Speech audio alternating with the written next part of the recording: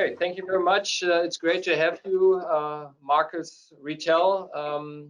He's an assistant professor of international trade at Kühne Logistics University. A warm welcome here at our red couch of the DVZ-Chefredakteur. Great to have you. Thank you very much for the invitation. It's great to be here. And my second guest is Professor Ralph Ossa. He's the chairman of the Department of Economics, and he's a Kühne Foundation professor of international trade at the University of Zurich. Mr. Ossa, it's great to have you here as well. Thank you very much for the invitation. Well, we are living in times that are really kind of worrisome for the logistics industry. A lot of things happening. We just went through a deep recession in 2020. Now there's a lot of supply chain hustle at the moment. Marcos, if we look at 2020, just take a little review. I mean, you published a paper, I think, where you took a deep look into the world trade patterns in 2020, and I think you found some kind of surprising things, right? What was most striking to you? Yeah, it was very striking. It is very striking that actually trade is doing very well. I mean, we actually expect this year trade volumes to be back at pre-pandemic levels. And at the beginning of this crisis, we didn't think this would be the case. Actually, when everything started, we all had this idea that the pandemic would be like a perfect storm affecting international trade in its major determinants. So first, the pandemic was a shock to the supply of goods. So suddenly goods could not be shipped to other countries anymore. We all have this the images of plants closed in China at the beginning of the pandemic, supermarkets empty because of all those sanitary measures. So first was the pandemic was a shock to the supply of goods, and global value chains, they suffered a lot. There was a lot of disruption. And second, the pandemic was also a shock to the demand of goods, because there was a lot of uncertainty, and we started seeing layoffs across the globe, unemployment increase, firms were facing a lot of uncertainty, so expenditure on goods suffered a lot at this time, and of course this impeded aggregate impact in international trade. And a third component, impact of the pandemic was on the trade costs. So countries started closing their borders. We started to see planes that could not take off to deliver goods. So that there was a major increase in trade costs. So all those three factors, they of course impacted international trade, and we thought that this impact would last for a long time. But actually, when we look at the data now, we see that trade is doing good, and there was a quick recovery from this initial impact. And this did not actually have to be the case. Like the other benchmark we have for how international trade performed in a global crisis is the global recession 2008 and 2009, and actually in that case international trade took several years to recover, to go back to pre-recession levels. And it's very interesting how this happened, because it has to do with some particularities of the global pandemic. So first, we observed that global value chains, they recovered very quickly. If we recall, China, the plants and the firms in China, they were operating fully during the time in which Western economies were in lockdown. So there was a quick recovery in the supply of goods, which I said is one of the major determinants of international trade. And also trade costs, after this first increase, they fell, majorly because economies started opening their borders again, at least for tradable goods. And there was a contemporary decrease in the price of oil, which also helped decrease the cost of shipments. And there was a third factor, which I think is the most interesting one, which was a quick recovery of the demand for goods. Right? There's one major factor behind this, which was a widespread fiscal intervention across the globe. So multiple governments, they just started transferring money to their citizens and to their firms, majorly in the US, in Europe, but we also saw cases of that in the developing world. And so people could keep their demand for goods, if not at the same level, but also it didn't fall so much. And there was this recovery of the demand for goods, and this recovery was we observed that it happened in a way that actually favors international trade. So all of a sudden for example, we could not go to a restaurant anymore on the weekend. We could not go to the movies. We could not go to the gym. So we cannot spend our money in in-person services the way we did before. And at the same time, we were locked in our houses. Many people were locked in their houses, and our houses suddenly became our offices, our bakery, our gym. And so people started to spend their money improving their houses. They bought a bigger television, they bought a larger desk. So actually, when we look at the data, we saw there was a change in the composition of the demand for goods, away from in-person services towards consumer goods, and majorly durable consumer goods, which are those bulky items that a lot of people bought for their houses. And those items, they are produced in China, they are produced in Vietnam, in South Korea, and they need to be shipped to other markets. And so this change in the composition of demand actually helped to sustain international trade at higher levels. And this actually, let me just get into that. I mean, what does that mean, Ralph? If we look forward, right, into 2021, I mean, as Marcus just mentioned, there was pretty much nothing else to do than kind of shop around the clock. One could say it like that. But how will that go on in 2021? I mean, I think Marcos summarized it well. I mean, trade is already doing well because of the factors he explained, and I also expect this to continue. The WTO just a couple of weeks ago, I think, released their latest forecast in which they expect merchandise trade, so goods trade, to grow by 8% in 2021, which seems plausible to me.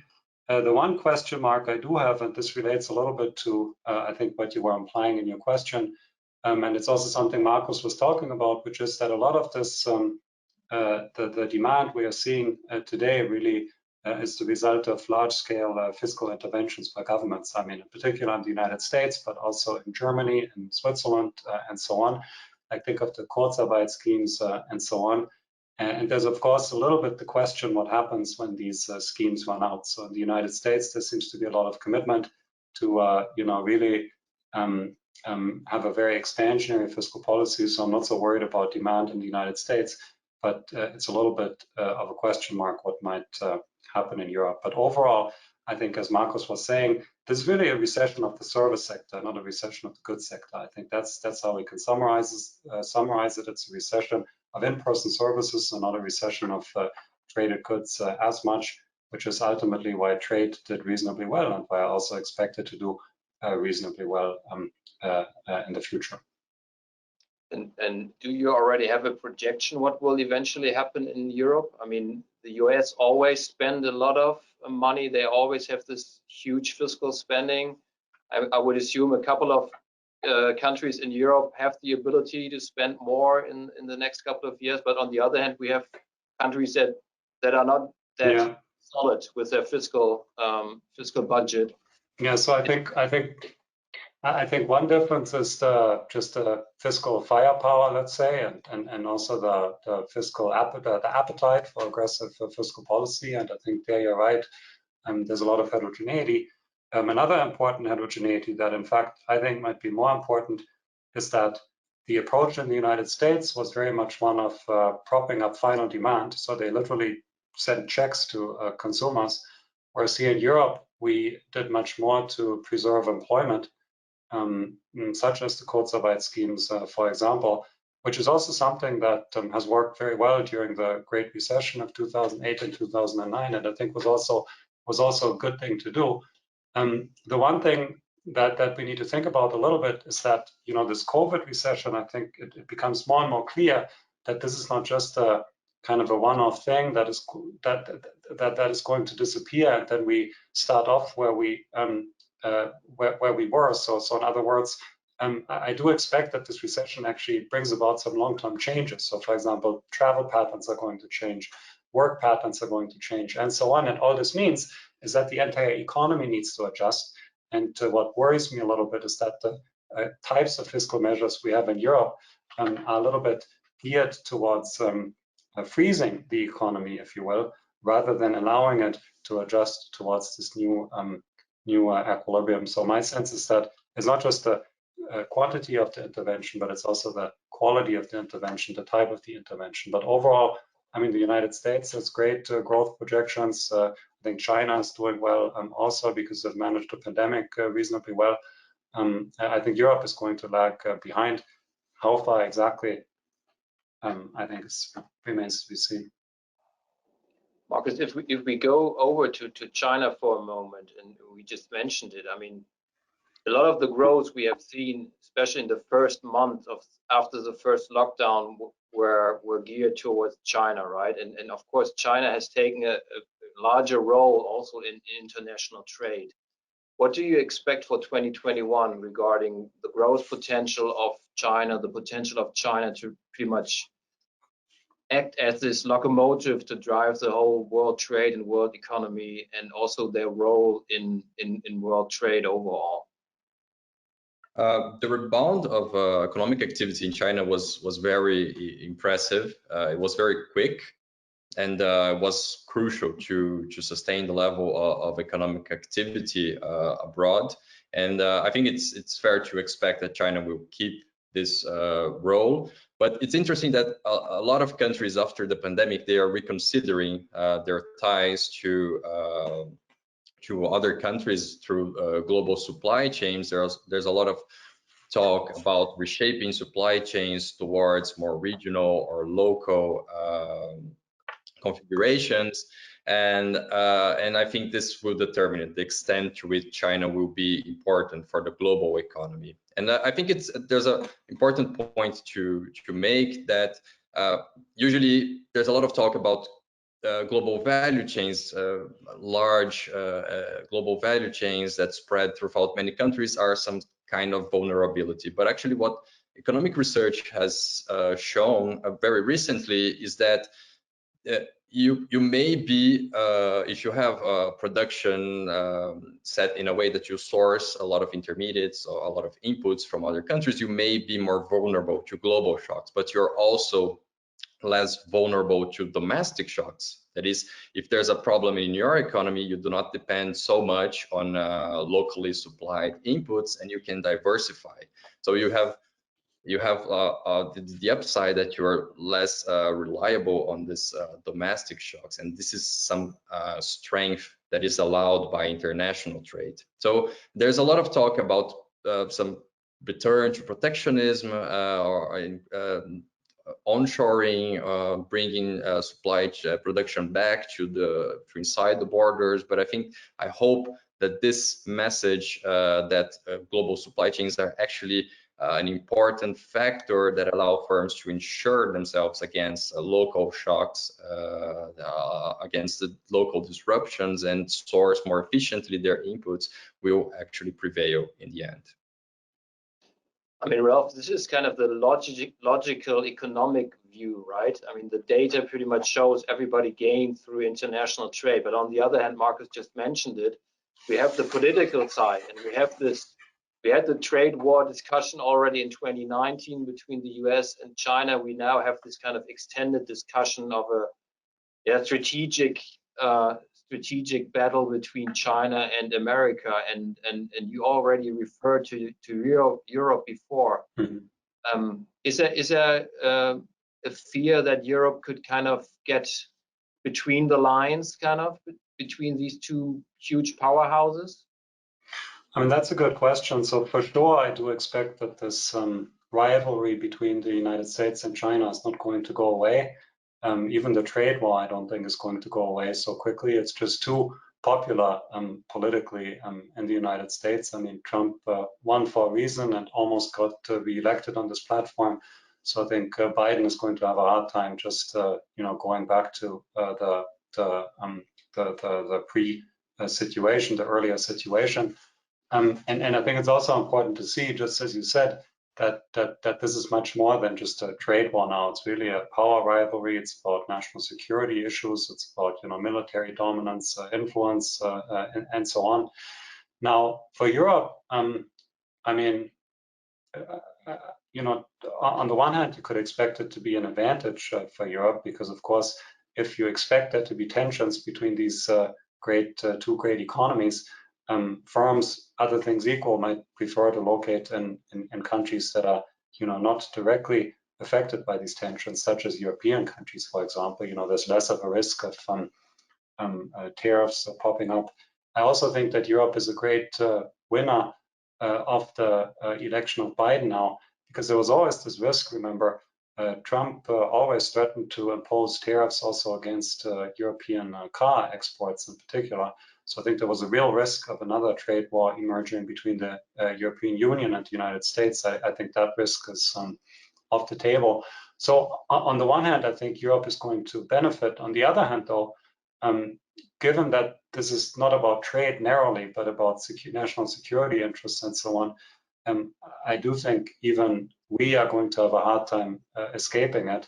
I mean, we saw it, when the discussion came up with Huawei and 5G and so on.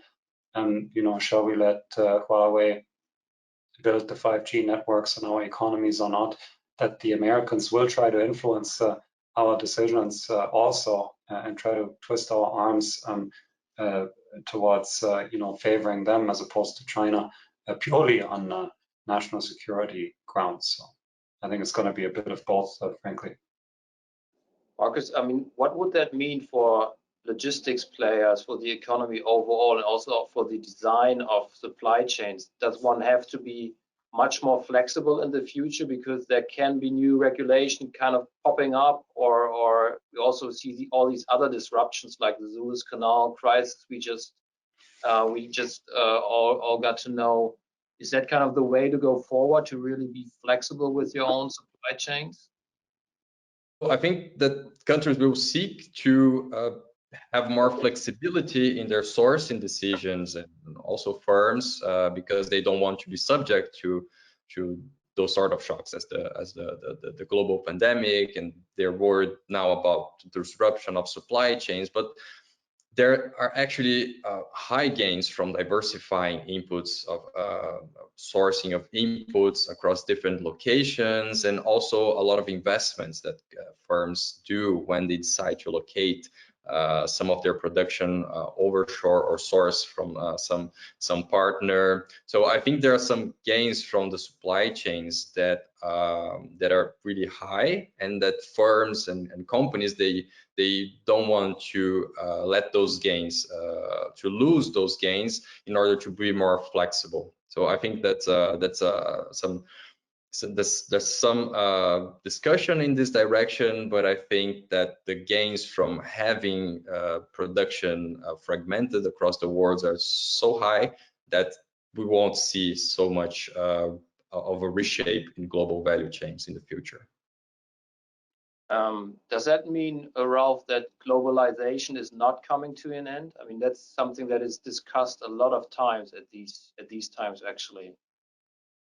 Yeah, I completely agree with Marcos here. I also don't expect a great change in sourcing pattern. Perhaps in this low interest environment, stocking up inventories a little bit more might be a good way to ensure yourself. It's not very costly to have additional inventories at the moment. And exactly as Marcos said, there's good reasons why firms source internationally. And I do think they will also do that in the future. So my view is that globalization is going to is going to be with us also in the future. It might not grow. So trade as a share of GDP, for example, might not grow at the same speed at which it was growing, but that was also mostly because of China's spectacular growth, which is also slowing down. But I also don't see any major reversal of globalization in the near future. Do you maybe, on the other hand, even see much more growth potential for global supply chains, for world trade? I mean, what is kind of striking that is a lot of logistic players are now starting to invest into Africa, for example, or they look at Southeast Asia. Are these really kind of the places, the blank spots world trade has not really taken in? I mean, I was just going to say that with China maturing and also the geopolitical tensions between China and the US mounting, I think it just makes sense for economic activity to also look for other places. I mean, I would also look if I had to set up a firm, I would also look in places like India, Bangladesh, and so on, or Africa. I mean, Africa is I guess a high risk, high reward location. So the main problem there, I think, is that the infrastructure is still pretty bad. So at least for trade within Africa, that's a major impediment. At the same time, I do think there's lots of potential for African exports, in particular into the European Union. But that would also require some change in trade policy of the European Union, because as you know, for example, the agricultural sector is still heavily protected, and that's exactly where the comparative advantage of many African countries would also lie. I think it's wise to look for opportunities also outside of China. As always, it's hard to predict, which of these opportunities are really going to blossom in the end. But I don't think it's far-fetched to at least take a close look. I think it's wise to take a close look at Africa and also places like India and Bangladesh. It's good to end with a good outlook, actually. That's a good message, I think, to our readers and to our listeners. Gentlemen, thank you very much for your insight. It was very interesting. Thank you very much for having us. Yes. Thank you.